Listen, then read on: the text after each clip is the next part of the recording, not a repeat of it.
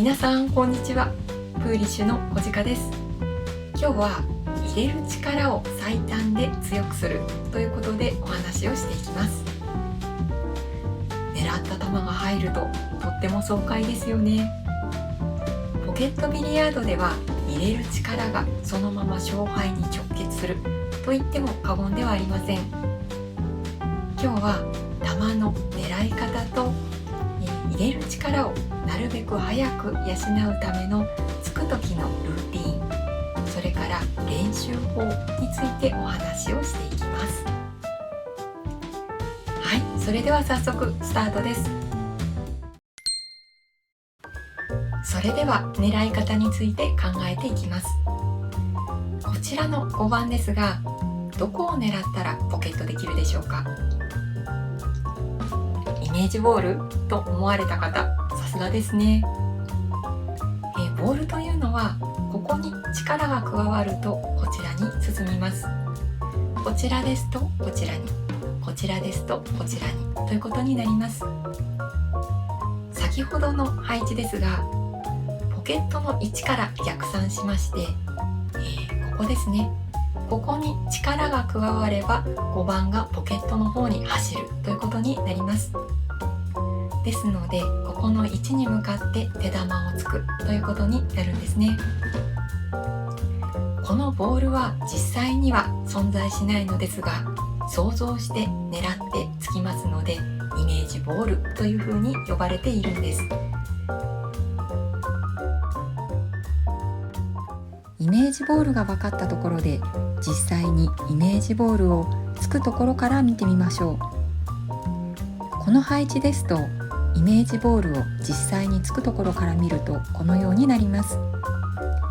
この1番の位置を狙えばいいということになりますね。次に手玉がこの位置ですと、つくところから見るとこのようになります。この位置ですとここ、この位置ですとここ、この位置ですとここになります。ポケット、的玉、手玉で作る角度がまっすぐから90度に近づくほど、イメージボールと的玉の重なり具合が薄くなることがわかります。まっすぐに近い配置、厚い玉、角度がついている配置、薄い玉と呼ぶんですね。手玉が狙ったところよりも薄く当たって外れた場合は薄く外した、逆の場合は厚く外したなんて言ったりしますね。さて、以上のことを踏まえて、狙った球をポケットするために必要な能力は2つということになります。1つ目はイメージボールはどこなのか、的球のどこに当てたらいいのか分かる能力。2つ目は1の位置に正確に手玉を運ぶ能力ですね。丸にはまっすぐつく能力と言い換えても大丈夫です。1の位置に向かって手玉を正確にまっすぐつく能力ということになります。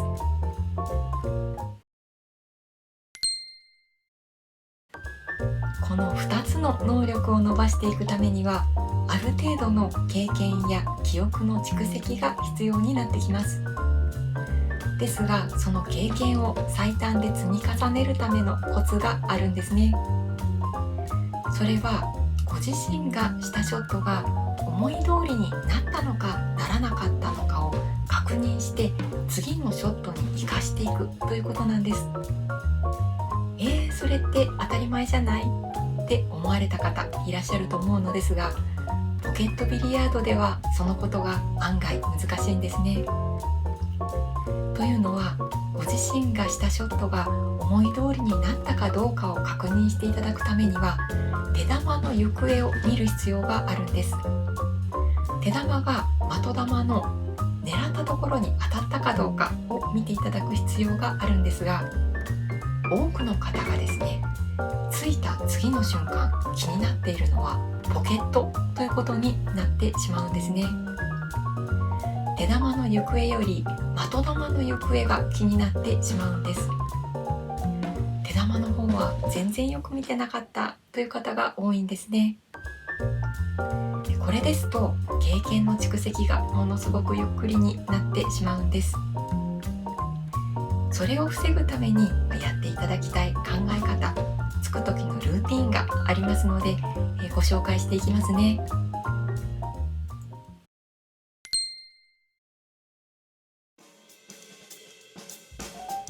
1、的玉のどこを狙うかを決めきる。2、位置に向かってまっすぐ球をつくことを想定してその通りにつく。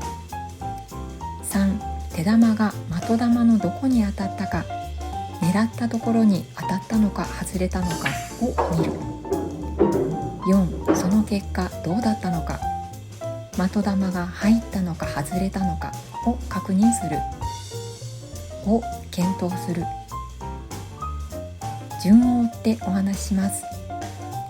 1、これはしっかり決めきりましょう。あの辺りではダメです。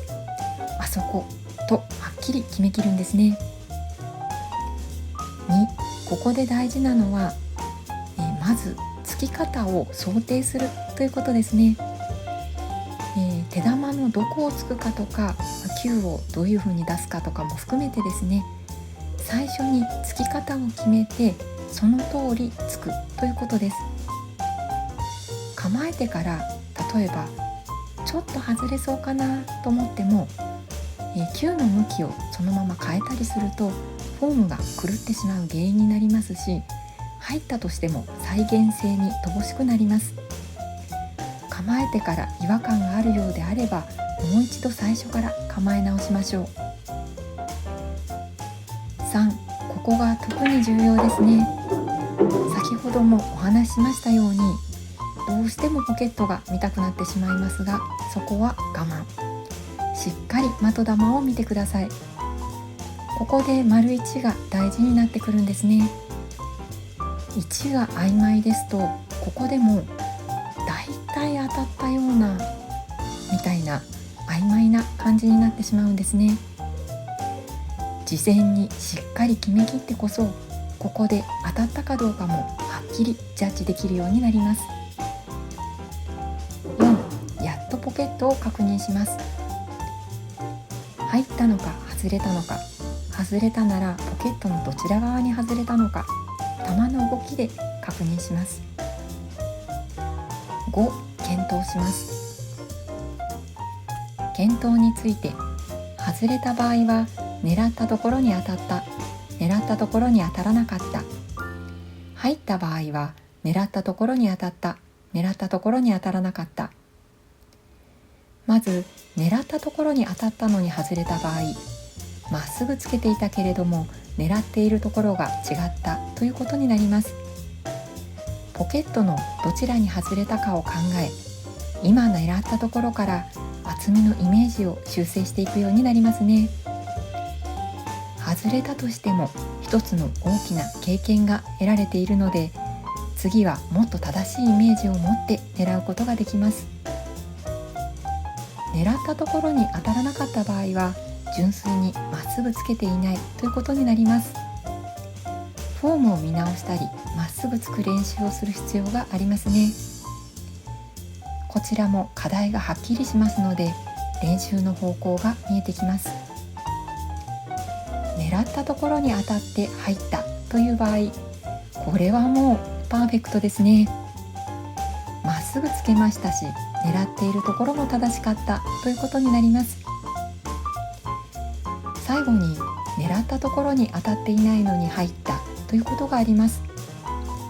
これは狙いも違うし、まっすぐつけていない、結局は偶然入ったということになってしまいます。入ったのでなんとなくいいような気がしてしまうかもしれませんが、ラッキーだっただけで再現性がないんですね。このようにご自身がついた球がどんなショットだったのかを毎回細かく確認していくことで、イメージボールの感覚もどんどん蓄積され、ショットの精度も増していきます。少し余談にはなりますが、ある程度上達してからも最近調子悪いなと思った時には、一度こちらのきっちりしたルーティンに立ち返ると修正されることが多いですね。調子が悪い理由に気づきやすくなるんですね。ぜひやってみてくださいね。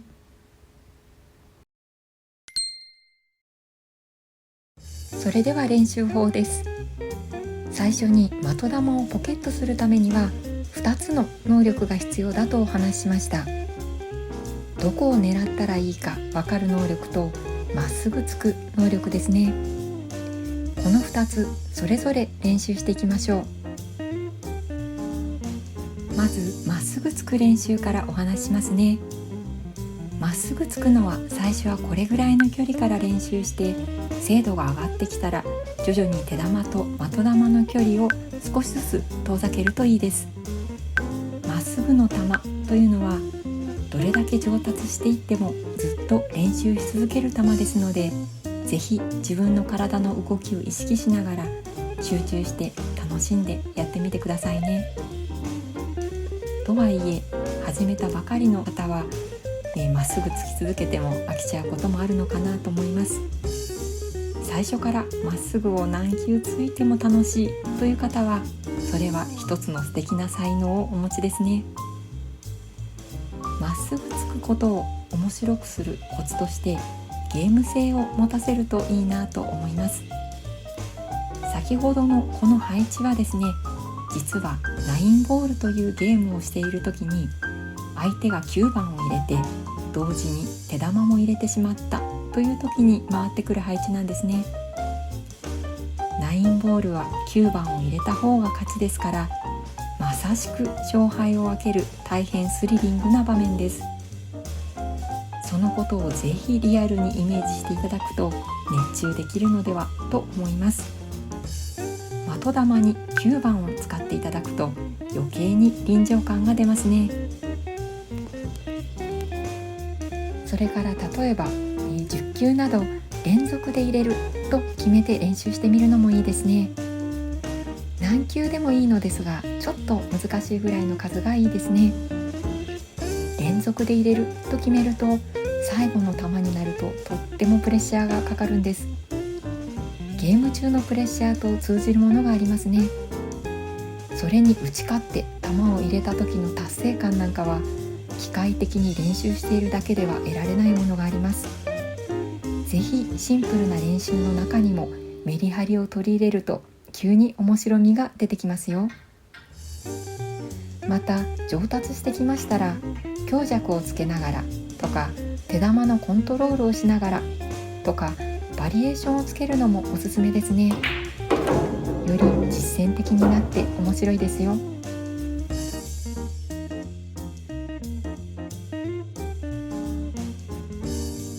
次にイメージボールの練習ですが、こちらは先ほどのようなこのような配置を練習していただくといいですね。少しずつ手玉の位置を変えて厚みの感覚を養います。的玉の位置というのはどこでもいいのですが、手玉の位置を少しずつ薄くしたり厚くしたりしながら練習すると感覚が養われやすいですね。